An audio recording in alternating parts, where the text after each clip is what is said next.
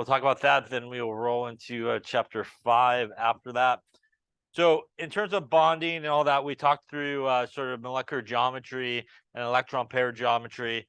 So really the last sort of topic that we didn't discuss together that we're going to do now is the idea of dipole moments. And really this involves the molecular geometry, our molecular polarity.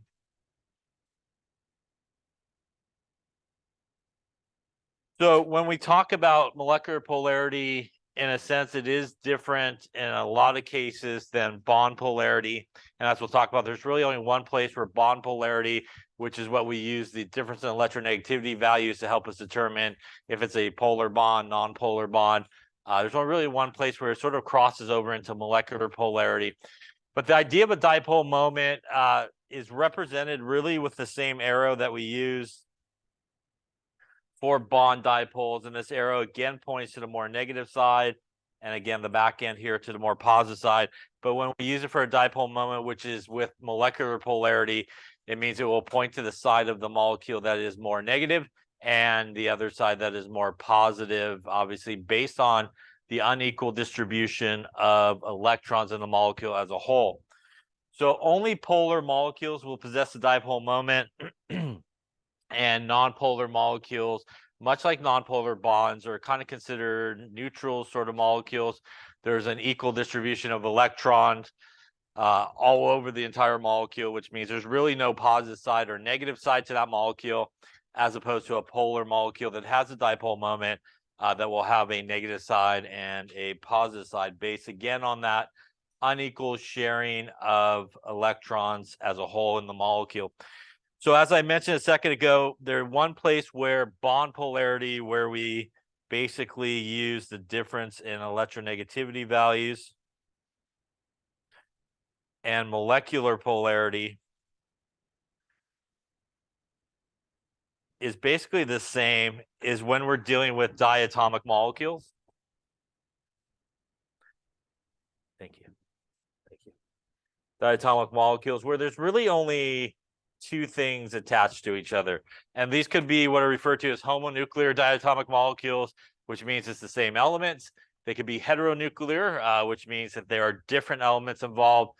But the deal with these are, because it's diatomic, there's really only one bond. So if we look at the H and H bond there, they both have an electronegativity value of 2.1, which obviously when we take the difference in electronegativity values, that's going to give us a difference of 0, which tells us that this is a nonpolar bond. And once again, because this is the only bond that there is in that entire molecule, the molecule itself must also be a nonpolar molecule because, frankly, it has only one bond and it's nonpolar. Now, when we have something where we do have a polar bond in a diatomic molecule, like HF, we know that fluorine is more electronegative. And if you do the difference in electronegativity values, you get something like 1.9, which is a polar bond. And once again, because that is the only bond present in that entire molecule, and it is a polar bond, this would be a polar molecule, where our dipole moment would be represented by that arrow. Basically, the fluorine side of this molecule is more negative than the hydrogen side because of the unequal sharing of electrons. So diatomic molecules are fairly easy to determine whether or not the molecule as a whole is polar or nonpolar. Pretty much if the one bond is a nonpolar bond, then the molecule will be nonpolar. And if the one bond is a polar bond, then the molecule will be polar as well. And it really doesn't matter if it's, double bonded or triple bonded. This will still be a nonpolar molecule because, again, that is considered a nonpolar bond, and that's the only bond that is in there. Any questions on diatomic molecules and molecular polarity? So, yeah. 1.9 would be, if we looked up that table we did earlier on in the chapter, the electronegativity table that goes from 0 to 4. So hydrogen's like, hydrogen I believe is 2.1, and fluorine has a value of 4. So when we take that difference, that is where the, the 1.9 comes from such a difference. Yeah. Other questions? So again, in this particular case, diatomic molecules, bond polarity, molecular polarity, basically going to be the same because there's basically just one bond that's present. If everything was that easy, that would be great, but it's not. So when you do have 3 or more atoms involved,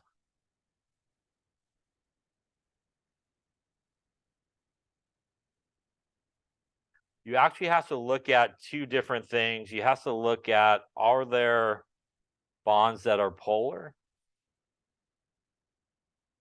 So clearly, in most cases, I would say if you have nonpolar bonds present everywhere, it's going to be a nonpolar molecule. But if you do have polar bonds, the second thing you have to look at when you have 3 or more atoms involved is the molecular geometry. So that is the shape that we were talking about.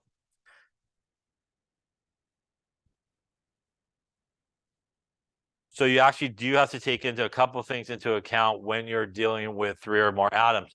So the prime example, a really good example, is carbon dioxide. Again, here, if we draw carbon dioxide, it will look something like this. We know because of carbon and oxygen being in the same row on the periodic table, oxygen is further to the right there, which means oxygen is going to be more electronegative, and it will have polar bonds heading towards the oxygen in each of these sides. So something like carbon dioxide does possess polar bonds. So you might think, well, it has polar bonds, so it would make sense that it should be a polar molecule.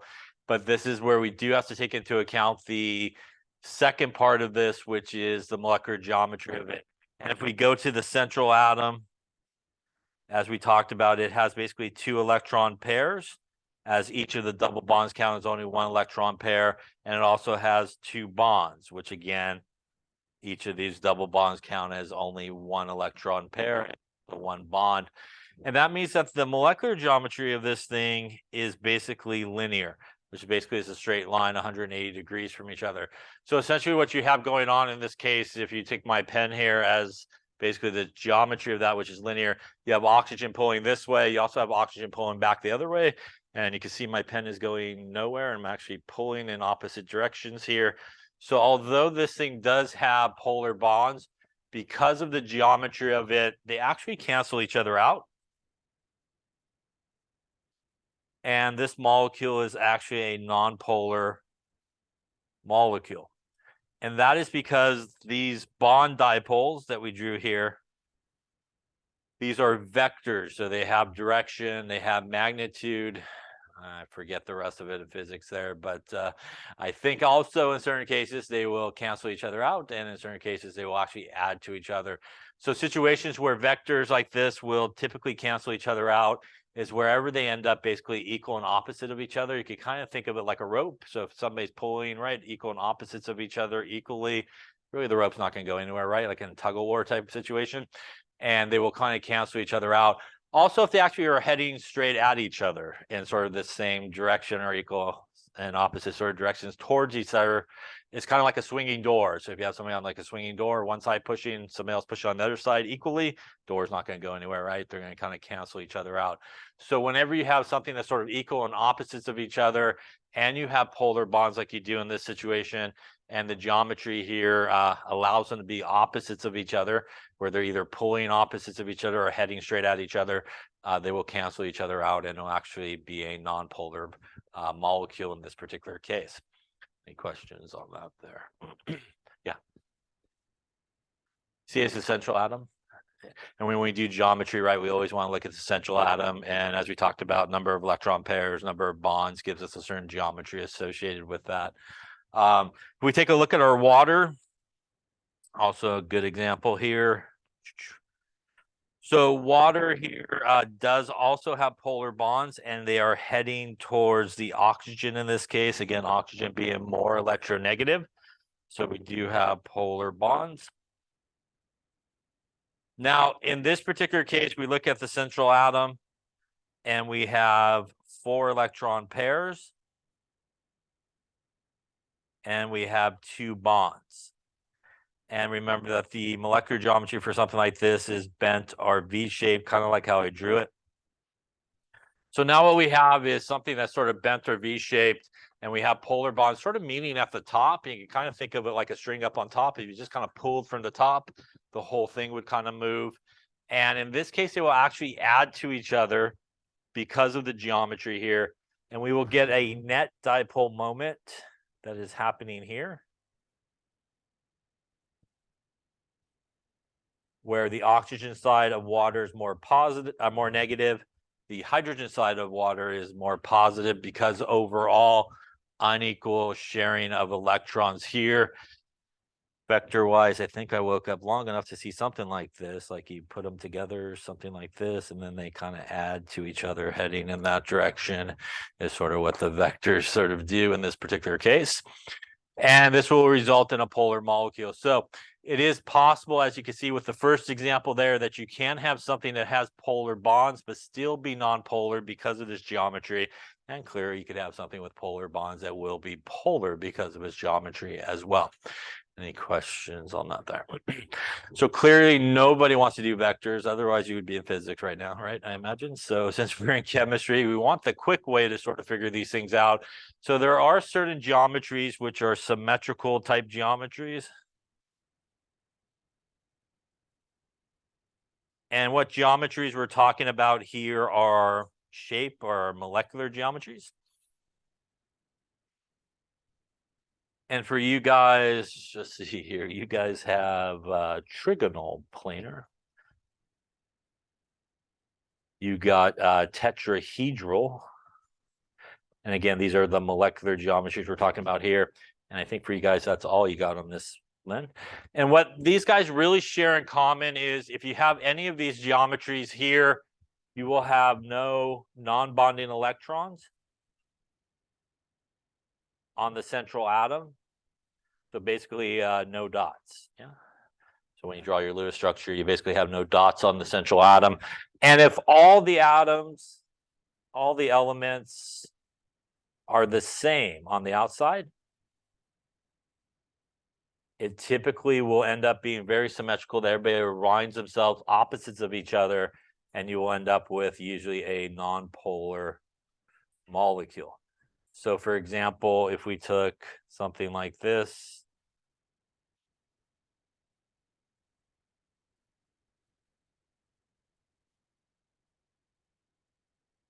now between carbon and fluorine in this particular case, fluorine being more electronegative. So we do have polar bonds in this case heading towards the fluorine. But when we look at the geometry here, central atom is 4 electron pairs and 4 bonds, which means it is our tetrahedral geometry. So what's going to happen is basically all 4 of those fluorines are going to end up opposite of each other in kind of the corners of that tetrahedral geometry. And again, it goes back to like the string. Everybody pulling equal and opposite of each other from those corners. Again, the string's really not going to go anywhere like a tug of war. They're going to all cancel each other out. So again, even though it does have polar bonds, this guy would be a non-polar molecule because of the geometry, and it gets that really symmetrical one. The quick way to look at this one is I see no dots on the central atom. I see everybody on the outside is the same, non-polar. You'd probably be safe in most of the time, 9 out of 10 times, or even more than that. You'd be pretty good. Now, if I took the same guy and we swapped out maybe a fluorine for a hydrogen here, we still have our polar bonds heading in this direction. And now, though, the carbon-hydrogen bond is a non-polar bond, right? Which means it's not going to go either way. So in this case, we got really 3 of these guys at the corners pulling right towards their corners. And we got the 4th corner basically on the rope, not pulling. He's actually going kind of with them a little bit because his carbon is a little bit more electronegative. So you could kind of imagine only 3 guys pulling and 1 guy hanging on. He's going to go for the ride, right? They're going to be able to sort of overpower him and move him. And now it will become actually a polar molecule because of that. So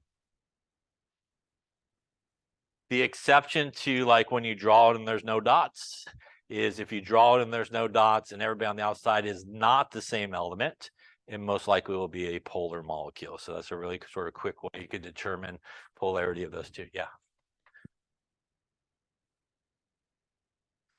That one on the left is a nonpolar molecule because if I were to sort of do my best artist drawing here of just the dipoles, they're going to end up basically at corners, you know, if they were sort of connected, of these guys sort of equal and opposite of each other. So as those guys pull, they're going to essentially cancel each other out.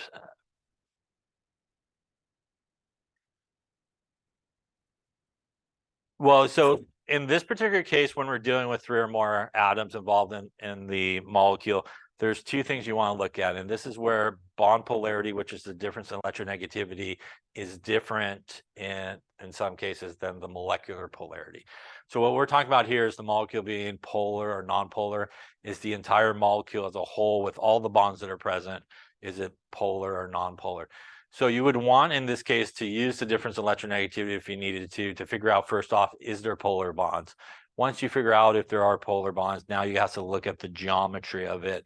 And that really has nothing too much to do with the difference in electronegativity. It has to do with where are those polar bonds going to line themselves up? Are they going to be opposites of each other, where they're going to cancel each other out? Or will there be a situation where they will add to each other? Other questions? So, and that's what we know they're polar bonds by taking the difference in electronegativity on those guys. Yeah. So if you draw a Lewis structure and you got no dots, everybody on the outside, same nonpolar molecule, pretty safe bet. Won't be 100% of the time, but probably 99% of the time. And if you draw a Lewis structure, no dots on the central atom, everybody on the outside is different, probably also very safe to say that the molecule is polar. And it would have a dipole moment, probably heading, you know, in this direction towards the fluorines, you know, that side where it would be more negative. Now, that also leaves some geometries that are unsymmetrical.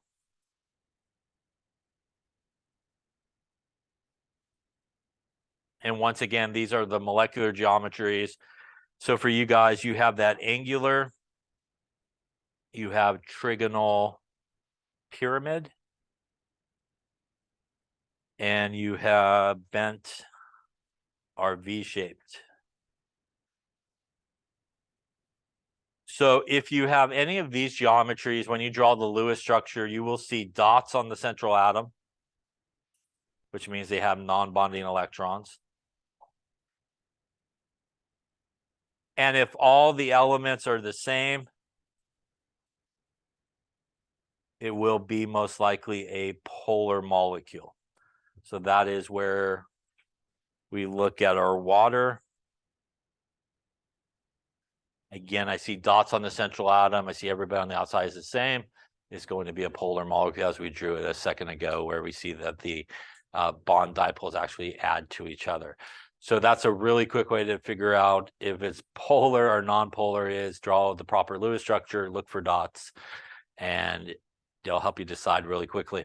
That pretty much only leaves you linear, which is fairly simple.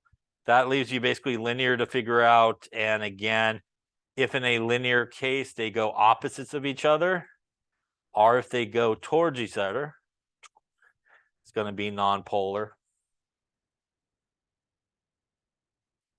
or linear.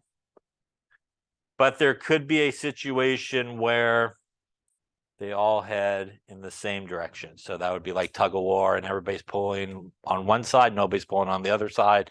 And you're going to imagine sort of the obviously being moved, and that would be a polar molecule. Any questions on that there? So if we take a look at maybe some of the ones we drew over the time here, we'll do, I think we drew this maybe. We drew this. We drew this.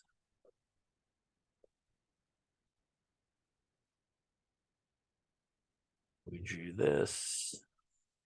So this is pretty much how fast you could probably do the polarity and be correct. All right, here's how we should do. We look at the first one. I go to the central atom. Are there dots? There's no dots, yeah? Everything on the outside is the same or different. They are different, yeah, which means this guy is going to be a polar molecule, yeah. I go to this guy. This is diatomic. That bond between the two nitrogens, polar and nonpolar. That bond is two nitrogens together should give you a difference in electronegativity of 0, right? Which means it's nonpolar. So this should be a nonpolar molecule. I go to this guy. I do not see dots. Everything on the outside is the same. Should it be polar or nonpolar? This should be nonpolar. They will end up at an equal sides of a triangle, right? That's trigonal planar geometry. So this guy ends up like this. They're all pulling basically equal sides of a triangle, so it would be nonpolar. This guy here, I see dots on this. Yeah.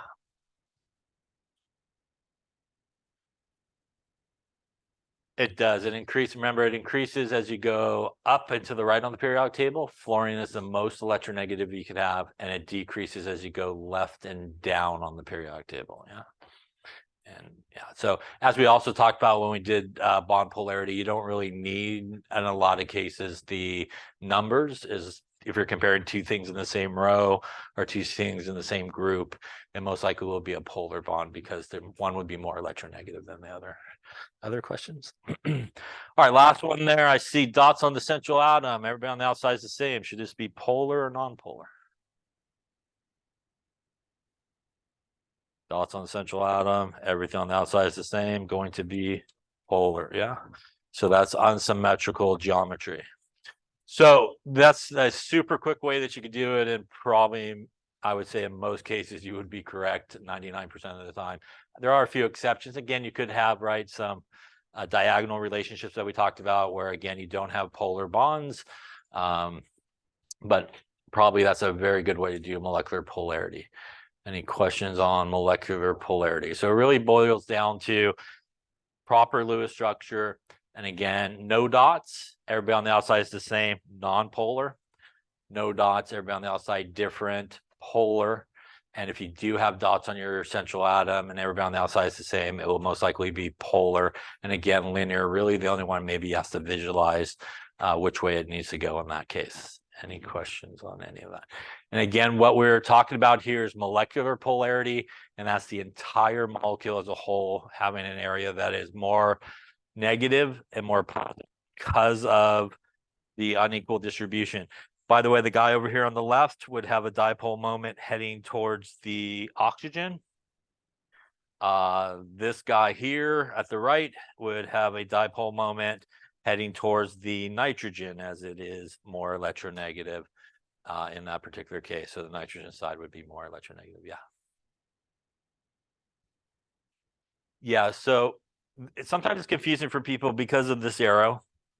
This arrow is used in two places. This was used simply for bond polarity, like we did when we did the difference in electronegativity, and it always points to the more electronegative atom, which is the more negative side of that bond. But we also use the same arrow for molecular polarity, which is taking everybody into account in the molecule and which side of that molecule is more negative and which side is more positive. So like in the case there of the guy on the left, because this is really the only polar bond, oxygen is more electronegative. So this means in this molecule, it's more negative towards the oxygen side, more positive towards the hydrogen side. And for NH3, it would be more negative towards the nitrogen side, more positive towards the hydrogen side because of the overall unequal sharing of electrons in the molecule as a whole. There's sort of a region that's more negative because of those electrons there, and one that's more positive because of they kind of moved away from it. Other questions on that? All right, that wraps up officially this chapter. We're going to roll then into naming now here.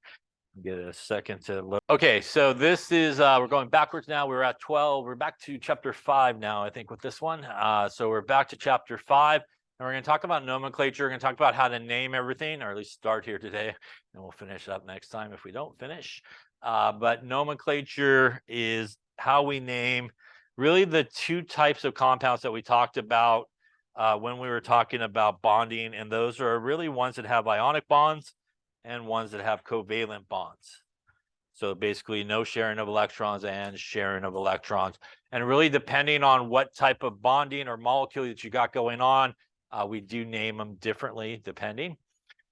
Just a reminder as well, which I think we talked about it, but just to make sure when we look at the periodic table, we have our different groups. So group 1, group 2, we'll put there 3, 4, 5, 6, 7, and 8. And these are obviously our transition metals here. So everybody in group 1 will make a +1 charge. Everybody in group 2 will make a +2 charge when they do make a charge. Group 3, which is mainly aluminum that we deal with, will make a +3 charge. Remember that we have kind of that staircase coming down in that region there. And above the staircase are nonmetals. Below the staircase are actually metals in some cases. But above the staircase, we're going to talk about now going backwards here at group 5, -3, -2, and -1. So these are guys that have fixed charges that come out of these groups. And as we talked about when we talked about periodic trends and all those type of things, we know that metals, which are on the left-hand side there, are typically guys that will lose electrons and become positively charged, are cations. And that's why they have positive charges. And again, our nonmetals, which is obviously in this region above the staircase, will become negatively charged as they like to gain electrons. Also a reminder that things do not have charges until they get together. Yeah, so something like sodium doesn't have a charge. It's just sodium, Na. Something like copper has no charge. Things only get charges, specifically metals and nonmetals, when they hook together, because the metals have all the properties that want them to sort of give away their electrons, and nonmetals have all the properties that they want to accept their electrons. So when those two guys get together, that is when these things gain charges, and I guess, positive or negative charge. Transition metals, as we'll talk about, have a variable positive charge, but there are 3 exceptions in the transition metal region. Zinc and cadmium will always make a +2 charge. And if you hang a left over there by cadmium, you'll find silver, which will always be a +1 charge. So these are fixed charges, which means no matter what the situation is, you will never find, for example, a sodium with a +2 charge, because it will only make a +1 charge. And that is because it will only be able to give away its 1 valence electron, basically, in that case. All of the other transition metals, all through here, and even down in this area where you got things like lead, tin, bismuth, and so forth, these guys are, again, metals that are below the staircase. They are not technically transition metals, but they are named the same way, as we'll talk about, because they could also have a variable type charge. So depending on sort of variable charge or fixed positive charge, makes a difference as to how we go about naming these particular guys when they're involved. Any questions on that? Hydrogen, by the way, can go positive or it could go negative. So it's the only element that can roll both ways there. And we'll talk about when that happens. But essentially, when that happens is when hydrogen is coming after a metal, then it will be negative. All other times, pretty much hydrogen is going to be positive. But again, if it happens to be hooked up with a metal, it will be usually the negative version of hydrogen. So there are several things that we do just go by its common name, and these are 3 common ones here. That is H2O, which is water, and that's what you should call it. It's not a trick question. Just put water and move on with your life, yes? Because nobody wants a refreshing glass of dihydrogen monoxide, right? Probably why they don't use that name. Doesn't sound so good. NH3 is ammonia. And you should not be confused with something we'll see later on this chapter, which is NH4+. Those are different things. So this does not have a charge, and it has only 3 hydrogens, and that is ammonia. And CH4 is methane. That's like the simplest organic molecule you could have. It's what comes out of the gas vent there when you light your Bunsen burner, is your methane gas. So these 3 for sure, you should always use the common name. You shouldn't use any type of systematic name. when you go to name these guys. So let's talk a little bit about naming compounds here. And we're going to talk first about naming binary compounds, which are really composed of only two elements. And these are really broken up into just how we talked about with bonding, those that contain metal and a non-metal. And pretty much if you have that combination, you should not give it a second thought. That is an ionic situation happening. That means that your metal is going to lose electrons and become a cation that is positively charged. Your nonmetal will pick up some electrons and become an anion, which is negatively charged. And once again, as we talked about with bonding, we get that electron that is transferring from the metal to the nonmetal in this case. And that is different. And obviously there is no sharing of electrons like we talked about with bonding here. That is different than when we get two nonmetals together. As we talked about, we're going to have some type of sharing of electrons. And the way that we name each of these things are different.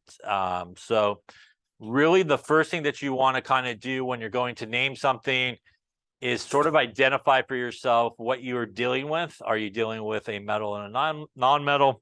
Or are you dealing with two nonmetals? And again, this will take you down sort of different paths in terms of how to name these things. I will say this, that pretty much if you have a metal involved somewhere, it is really the most important thing in terms of naming. So it really determines how you go about naming. So whenever there's a metal involved and you need to name it, you should look at the metal as it should direct you as to which way or which proper way that you should name that guy. Any questions on that there? Also a reminder that when we talk about ionic compounds, which I believe we talked about earlier on at the end of one of those chapters there, whenever we put something that is positively charged together with something that is negatively charged, we always want to make sure, right, that the overall charge for the formula is 0. So we would actually, again, need 2 of those. That gives us a -2 and a +2. Gives us the proper formula here, if I write it, of CaCl2. When we write a formula for an ionic compound, it is always the positive guy first, followed by the negative guy. So always the cation followed by the anion, are really always the metal followed by the non-metal. That goes for how we write formulas, and it also goes for naming as well. So always positive guy followed by negative guy when you do it. So when we put it together, we want to make sure that we end up with the simplest way to get a 0 charge overall. And that goes back to what we talked about with bonding. If you remember at the very beginning of bonding, we talked about ionic bonding. And the purpose of ionic bonding is they need to reach the noble gas configuration. So putting these guys together to end up with a 0 overall charge will give everybody that noble gas configuration. As we might have talked about before, for example, if calcium wants to get to the noble gas, if we look at the periodic table, we got calcium there, argon is back here. It needs to go back 2 spaces to get to argon's configuration, which means it needs to lose both of its electrons. But each of these chlorines only need to go forward 1 spot. So again, that is why we need both of those chlorines there to balance out the charge so that all 3 of those things reach the noble gas configuration in terms of their electrons. And that ends up resulting in no charges on ionic formulas. If you were to ask to write the formula, though, for a cation, you should include the charge. So if you're asked to write the formula for the cation here for this particular compound, you should have the +2. And if you were asked to write the formula for the anion in this case, you should have the -1. And by the way, that is the anion formula. The anion formula is not this, which is very common. People will write. That is not it. So it is group number 7, which has a -1 charge. And the 2 means that you have 2 of those. So you do not want to put the 2 on the bottom when you're writing it in that situation, if you're writing it for the anion. Any questions on that? Okay. So let's talk a little bit about these type of guys here. We have a type 1 and a type 2 sort of compounds. Binary compounds, as I mentioned, again, always the positive guy first, followed by the negative one. And that again goes for both formula and compound and name. Now, when we type 1 compounds have fixed positive charge, and both of these are ionic compounds, which means we both have a metal and a non-metal involved. And once again, we know from our bonding that that's going to make an electron transfer that's going to occur. So when we have a type 1 compound, that is some metal from group 1, 2, 3, zinc, cadmium, or silver. So these are all fixed positive charges. So once again, it is the metal that is most important to look at. And if that metal falls in one of those places on the periodic table, group 1, 2, 3, zinc, cadmium, or silver, you have a type 1 ionic compound, and we will name it in a second. And some examples of that is sodium, calcium, aluminum. Type 2, on the other hand, are metals where they are really transition metals, are just to the right, like things as we talked about, lead, tin, in that area. Below the staircase on the periodic table, these guys are not transition metals, but they are named the same way. So there's that grouping right about there where you see lead, which is Pb, bismuth, tin, in that area. Those guys are also named as type 2 compounds. What these have in common is the metals have a variable positive charge.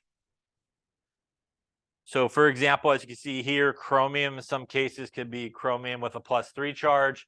It could be a chromium with a +2 charge. Copper could be copper with a +1 charge or copper with a +2 charge. Iron, for example, could be +2 or +3.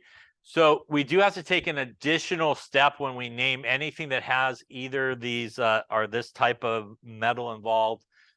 We have to basically tell people, hey, in this case, it's like iron with a +2, or this is copper with a +1.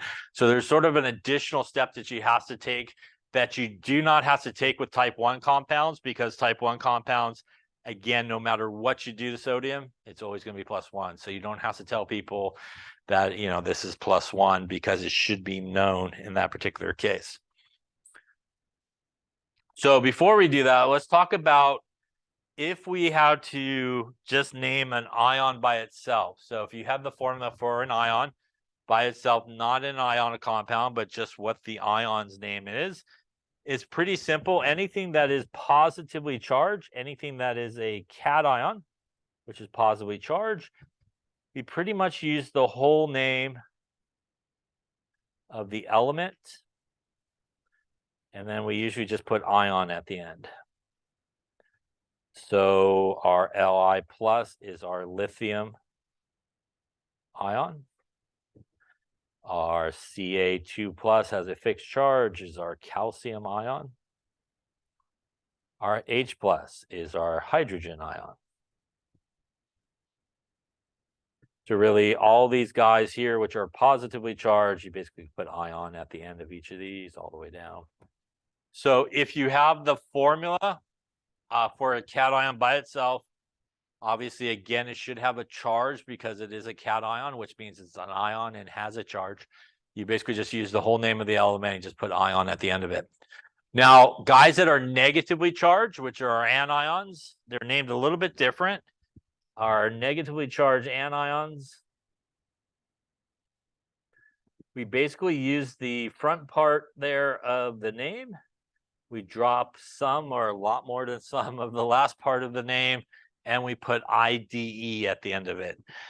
So that is how our Cl minus goes from chlorine to chloride ion.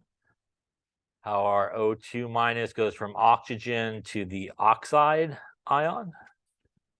And again here, hydrogen, which is the only one that could kind of go both ways, would be our hydride, IDE, ion. So basically non-metals, drop the last part, put IDE at the end of it. Positively charged cations or metals, use the whole name. And again, if you were asked to write the formula for any of these guys would also be ions all the way down. You should again include the charges. So once again, charges should be included on formulas that are ions, cations or anions. Charges should not be included when you put them together to make a ionic compound. It should equal 0. Any questions on that there? All right, then let's get into some of this here. So let's talk a little bit about the rules to naming type 1 ionic compounds. So again, we got our metal, got our non-metal, and pretty much that is what I'm going to be focused in on. That is our group 1, 2, 3, our zinc, cadmium, silver, all have fixed positive charges. So as I mentioned before, the first thing that you really want to think about is what two things I'm dealing with. And if you see that it's a metal and a non-metal, that should tick you towards ionic. Once you do that, the metal is always important. And that metal you see is from group 1, 2, or 3. Our zinc, cadmium, silver, that's going to be a type 1. And that's really all you need for this type of naming. Once you figure out those two things, you pretty much just roll with the whole name of the metal. And our non-metal gets the IDE treatment. So straightforward, as soon as you see that, you could roll right into the naming. So if we took our CaCl2, this is how we would want to approach it. We will look at it and go, calcium's a metal, chlorine's a non-metal, so that tells me it's ionic. I always going to focus on the metal, which is calcium group number 2, has a fixed positive charge. That tells me it's type 1, and that tells me that's all I need in this case. So we will roll with the whole name of the metal, and we will transform the last part here of our non-metal with the IDE, and this would be calcium chloride in this case. First off, any question on that there?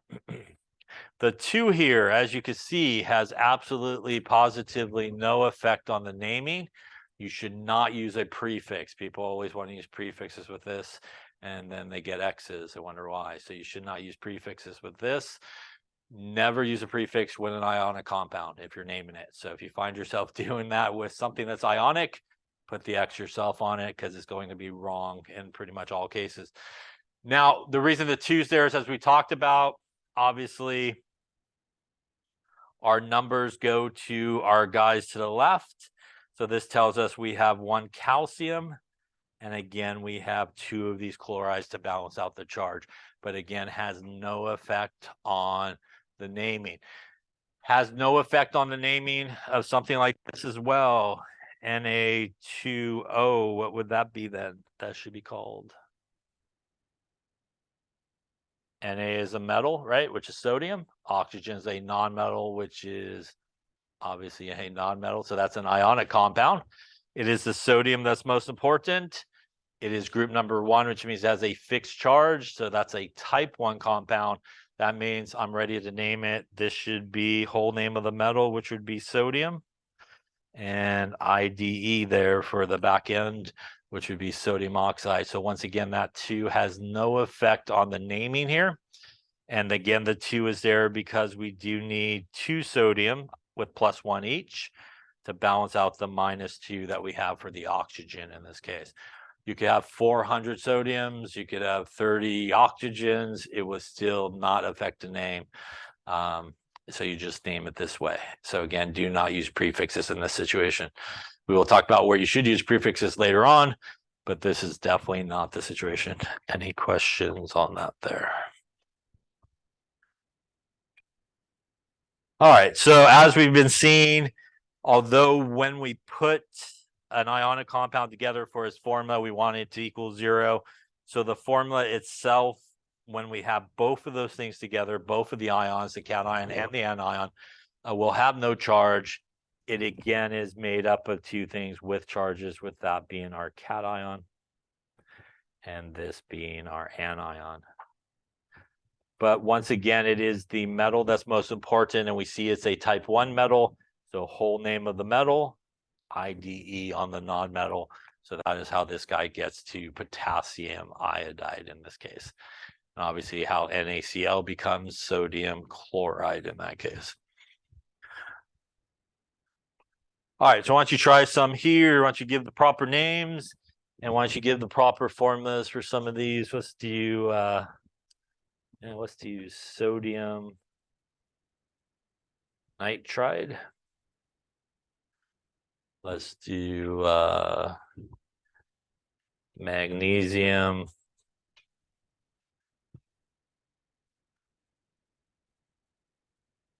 bromide. Let's do aluminum oxide. All right, so proper names on the left, proper formulas on the right. Yeah, let's see what you come up with.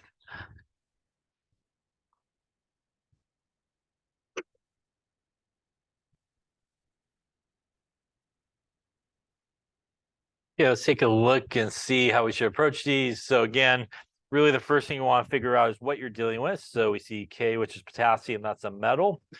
Cl is a non-metal. So once off the bat there, you should know it's ionic. Whenever a metal's involved, that is where we want to look. So we see potassium is group number 1, which means it has a fixed positive charge, which means it's a type 1 compound. And really at that point, that's all you need to name this guy. Is once you figure out it's type 1, we're going to use the whole name of the metal, which is potassium. And our non-metal will get the IDE treatment at the end there. So that's going to be potassium chloride. The cation here, if you were to write the formula, is K+. The anion here is Cl-, and that is again why we have just one of each of those to make that formula. Yeah.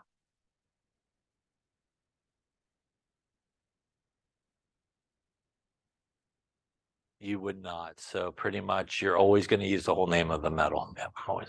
Other questions? In this particular situation, you definitely always use the whole name of the metal. Next one is Zn, which is a metal, zinc, and S is sulfur, which is a non-metal. So once again, that's ionic. Zinc is a transition metal, but is one of those exceptions that has a fixed positive charge. So that makes it a type 1 metal. And that again is all you need to write the name, whole name of the metal, zinc. And we will give it the IDE treatment there at the end, which would be our sulfide. This is made up of a cation that is written like this, and an anion that is that. And again, that's why we just need one of each of those, so everything balances out in the formula. Coming to the next one, which is calcium metal, non-metal bromine. So it's ionic. The calcium is group number 2, has a fixed positive charge, means that it's a type 1. So we could go right into naming, which is whole name of metal and IDE for our bromine. Once again, the 2 here does not have an effect on the name. This is made up again of a calcium with a +2, which would be our cation. And the anion formula is Br-. Once again, it is not Br2-, so it is just Br-. The 2 means we have 2 of those individual ions happening here. Any questions on that one there?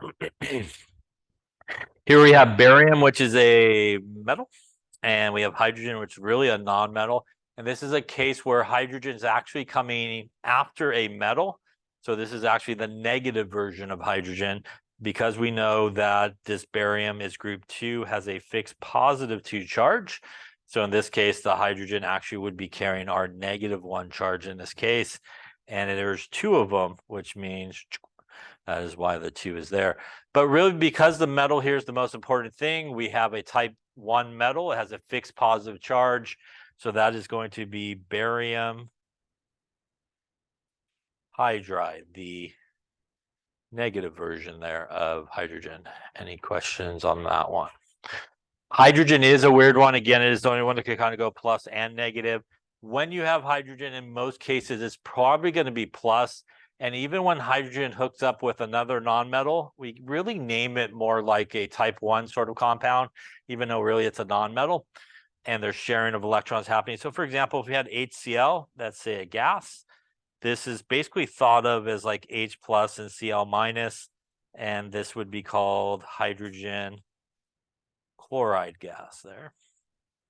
And even if you have multiples of hydrogen involved, for example, like H2S, say that's a gas as well. The two there is because we have two of these hydrogens to balance out the one sulfur that has a -2 charge, but we would still call it hydrogen sulfide gas. So hydrogen is kind of unusual in that case, even though really in both of those cases that I just did on the bottom, everybody's sharing electrons is really non-metal covalent. Because hydrogen has some interesting properties, it is named more like a type 1 metal, even though really it's a non-metal. But that's sort of how it's thought of as being like H plus in a lot of cases. So that's sort of how we name hydrogen. And again, hydrogen is the only element sort of like that. Any questions on that? All right, now going to the name, to the formula, we want to do the same thing. We first want to kind of identify what we're dealing with. So sodium is a metal. Nitride is nitrogen, which is a nonmetal. So once again, that's ionic. Our sodium is group 1, which tells us it's type 1. So whenever we're putting something ionic together, we really just want the basic ions that make it up. So sodium, which is group 1, has a +1 charge. And nitrogen, which is group 5, has a -3 charge. So again, we want to end up at 0. In this case, we need not 1, but 3 of these sodiums. So that's 1, 2, 3 sodiums and 1 nitrogen. Yeah. And you end up with the correct formula there. Any questions on that there? Next, we have magnesium, which is a metal. We have bromine, which is a non-metal, so it's ionic. Magnesium's group 2, which means it has a fixed positive charge of +2. Bromine is, or bromide is group 7, which is a -1. So once again, to get us to 0, we need 2 of these, Br minuses. And that means I have 1 magnesium and 1 and 2 of those guys there. And we end up with the proper formula in this case. Any question on those two? Lastly, here we have aluminum, which is group 3 and a metal. We go with oxygen, which is group 6, which is a non-metal. So putting these guys together, common number there is 6. And you can get that by just multiplying the two numbers together. 3 and 2 gets you 6. To get the oxygen to 6, you need a total of 3 of them. To get the aluminum to 6, you need 2. So once again, I got 2 aluminums and 1, 2, 3 oxygens. And that gives you the proper formula here, which is aluminum oxide. Any questions on any of those? Yeah. It's group number 3. So it's really, for the most part, kind of the only guy out of group 3 that's going to be +3. Really, boron's more of a nonmetal above it. And gallium and IN below it can technically have a few different types of charges. So in most cases, it's probably just going to be aluminum out of there from group 3. And that's really from its electron configuration. It's got 3 valence electrons, and it's going to lose all 3 of those to get back to neon, if you look behind it there. So that's why it'll be a +3 charge in that case. That's to kind of back up 3 spots. Other questions? Now, sometimes people are taught to do the crossover move here. You know, like move that up, move this up or down, kind of just move the charge or the subscript up or down to get the right formula and stuff like that. I personally am not a big fan of that because it works about 94% of the time. So if you're good with 94%, you should just blindly do that. If you want maybe 100% or better there, you should think about balancing out to 0. rather than just blindly moving the charges. So sometimes it's a very common way people are taught, just, hey, swap it this way, swap it that way, and you'll get everything correct, but you won't in all cases. So I would recommend not blindly doing that. Think about balancing out. Now, clearly, I'm drawing all the ions. You don't have to do that, right? You can just give me the formula, but if it helps you draw all the ions, yeah, that way you get the right formulas and stuff like that. Any questions on type 1 compounds here? So then let's talk about type 2 compounds. Type 2 compounds are still ionic compounds. That means that they still have a metal and a non-metal involved. And again, here it is that metal that's most important and always important when it's involved. Here, this is going to be our transition metals, are again just to the right on the periodic table. And what all these guys have in common is they have a variable positive charge. So because these guys have a variable positive charge, you have to take an additional step of figuring out what is the actual charge on the metal. And it's usually really not too bad because you will always know the charge of whatever it's attached to. So although you may not know the metal's charge off the bat, you will know the charge of whatever it's attached to, and you can kind of just work your way backwards to figure it out. How we name these guys is pretty much identical to type 1. We're going to use the whole name of the metal. We're going to use the non-metal with the IDE ending. The additional thing we're going to put in between is a Roman numeral. And the Roman numeral is not how many metals you have, which is a very common mistake people make. It is actually if you took one of the metals that are positively charged out, what the positive charge on the metal is. So it's what the positive charge on the metal is.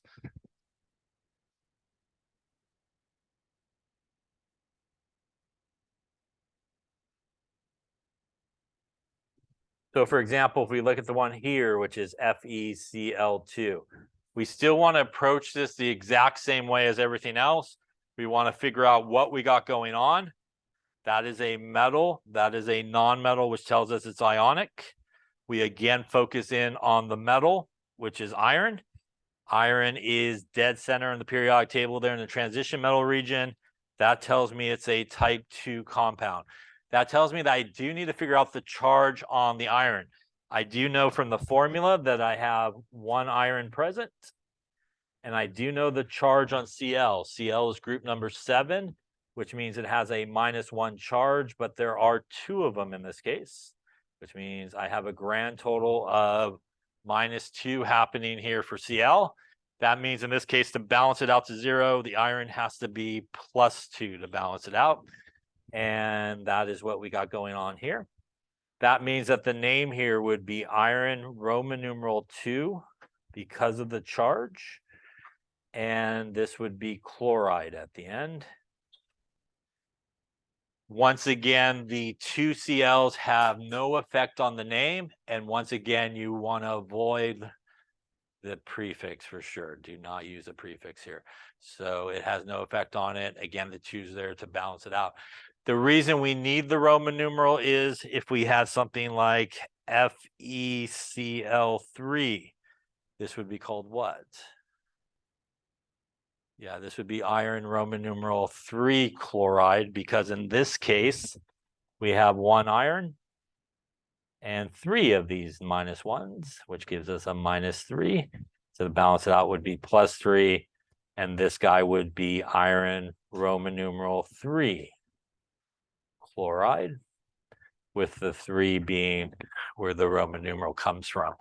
So the additional thing that we need to do in this case with a type 2 metal is we do need to include the Roman numeral. We do need to figure out the positive charge. And again, you will always know what's attached to the charge of it. So you just have to kind of work your way backwards. Any questions on that there? If you find yourself, again, ever using Roman numerals and a prefix together, there's pretty much never a case to do that except for one specialized case. It's probably wrong if you're doing that. So again, there should be no mixing of all these things. Roman numerals for metals that need it, no Roman numerals for metals that are fixed. So those are the two sort of distinctions between those two. Any questions on that there? All right, so why don't you give this guy the proper name here? Okay, so let's take a look. Once again, lead is a metal, oxygen is a non-metal, so I know it's ionic. I want to focus in on the lead, which is not really a transition metal, but it is one of those guys below the staircase to the right that does behave like a transition metal. So that means we do need to figure out the charge on our one lead. We do know that we have oxygen, which is group 6, and it has a -2 charge, and there's actually 2 of them there. That gives me a grand total of -4, which means in this case, my lead actually is +4. So this would be an example where if you just blindly move the numbers, like up and over, you would get the wrong charge on the lead and also the wrong charge on the oxygen as well, just so you know. So again, you don't want to just blindly kind of move those numbers across without thinking about it. This would give me my name, which would be lead Roman numeral 4 because of the +4. And even though we have 2 of those, has no effect on the name, and it would be oxide in this case. Any questions on that one there? So again, a good reminder, don't just blindly move numbers. Now, for these type 2 compounds, there is a sort of historical names that are sometimes still used where they do not use Roman numerals. We will exclusively use Roman numerals in this class, but just to let you know, you do come across it occasionally for things like iron and copper. People kind of still use it. So they end in either ic or ous. And in this older way of naming, they also use more of the non-straightforward names. So for iron, it's based of like ferric or ferrous, and copper is cupric or cupros. They use sort of that more old school sort of name with it. The ic is the one that has the larger positive charge. The ous is the smaller positive charge. So like this, which is FeCl2, that is our iron with our +2, versus our FeCl3, which is our iron with a +3. This is ferrous chloride because it has a smaller positive charge. This would be ferric chloride, as it has the larger positive charge. Again, we will not be using those. You should only use Roman numerals in this class, and probably every other chemistry class you take. Most everybody uses Roman numerals. But things like labs and stuff, oftentimes, we'll like to still use cupric or cupros or ferric for iron or ferrous. So they do pop up along the way. Here's a table from your book that shows you the difference between those. And like I said, iron and copper very commonly, still see it. Let's also talk about another type 2 metal, which gives people confusion, which is mercury. And this is mercury here. These are the 2 versions of mercury, Hg2+ or Hg2+. So in the case here where we have the mercury with a bunch of 2s, it's actually mercury 1. And the one where we have just 1 2 is actually mercury 2, because, it makes sense. So this guy right here is mercury 1. And this is mercury Roman numeral 2. The reason for that is mercury 1 is really 2 mercury 1s together, sort of like dimers. So they're hooked together, which is why there's a 2 on the bottom, because there's 2 of them, and each one's +1. So that's why it's overall +2, because they come together. How can you perhaps tell the difference? The 2 hangs around. So the 2 still hangs around the formula when you put it together. So for example, if I had Hg2s versus HGS. We know that sulfur is group number 6, which means it has a -2 charge. And in each case, the mercury here will have a +2 charge to balance it out. And this guy will have a +2. So this one here would be mercury Roman numeral 1 sulfide, as it has the 2 there and also in the formula. This one without the 2 there would be mercury Roman numeral 2 sulfide. So the way you could kind of distinguish between the two mercuries is that 2 on the bottom will still be there for the mercury 1 and will not be present in the mercury 2 formula. So that's a good way to sort of remember it. Any questions on mercury? Okay. All right, so we've talked about this here, but again, the additional step that we need to do with our type 2 is to include that Roman numeral with, again, is the charge on the metal in parentheses. We will not use the old school naming.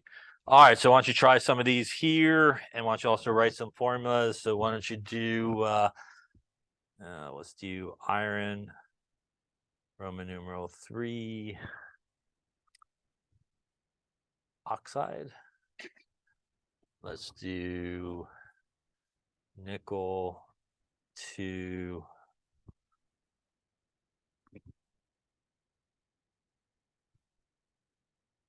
chloride.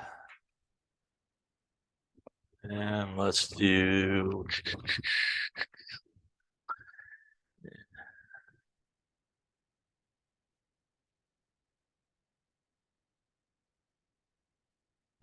chromium 4 sulfide. All right, proper names on the left, proper formulas on the right. Okay, let's take a look since we're getting to the end here at these. And again, we want to approach it the same way. So we see cobalt a metal, Cl is a non-metal. So once again, that tells us it's ionic. We're going to look at the metal, which is cobalt, which is also pretty centered there on the transition metal. So that tells us it's a type 2 compound. We need to figure out what the charge is on the cobalt. So here we do have just one. We do know the charge on our Cl, which is group 7, is Cl minus, and there are 3 of them, which gives us a -3. So again, here to balance out our cobalt, we need a +3, and that's all we need in this case. So cobalt, Roman numeral 3, because of the charge. And again, it doesn't matter how many of those chlorides we have, it's just going to be chloride at the end of it there. Any questions on that? Once again, the anion formula is just Cl minus here, not Cl3 minus. Yeah, so just Cl minus. Looking at the next one, which is Cu, which is copper metal. I, which is a non-metal. Copper in a transition metal means it can have variable charge. We know iodide is group 7, has a -1 charge. So in this case, it does need to be +1 there for our copper to balance it out, giving us a name of copper Roman numeral 1 for the charge. And this would be a little IDE at the end of it. Copper 1 iodide, yeah. Lastly, here we have tin, which is Sn, a little bit to the right of transition metals, but still has a variable charge. So we do need to figure it out. That's why it is a type 2. We do have group 7 Br minus, and there are again 4 of them, which means that is a -4. That means our tin in this case does have to carry a +4, and that would give us 10 Roman numeral 4 for the charge. And once again here, regardless of how many, will be bromide. Any questions on any of those names there? Now, when we have the name and we want the formula, we want to recognize what it is and just take the basic ions and put it together if it's ionic. In this case, iron is a metal, oxygen is a non-metal. When I see iron Roman numeral 3, that means I have an iron with a +3 charge, because that is what that means. Oxide is group 6, which has a -2. So once again, we want to put it together to 0. 6 will get us there. So we need 3 of the oxygens, and we need 2 of these. So once again, that is 2 irons, and 1, 2, 3 oxygens. And there we go. We got a little Fe2O3. Any questions on that one? Nickel 2. So nickel Roman numeral 2 means the nickel is carrying a +2 charge. Chloride is group 7, has a -1 charge. So putting these together to get 0, we need more of the Cl minus, grand total of 2 of them. So that is a 1 nickel and 1 and 2 of those guys. Gives us our proper formula here. And lastly here, chromium 4, I went with there, Cr4 plus because of the Roman numeral. Sulfide is group 6, has a -2 charge. So when putting this together, we want to get the 4 basically on the right there. So we will need one more of these guys. That gives me one of these and two of those. Any questions on any of those? All right, we will lay it up there for today.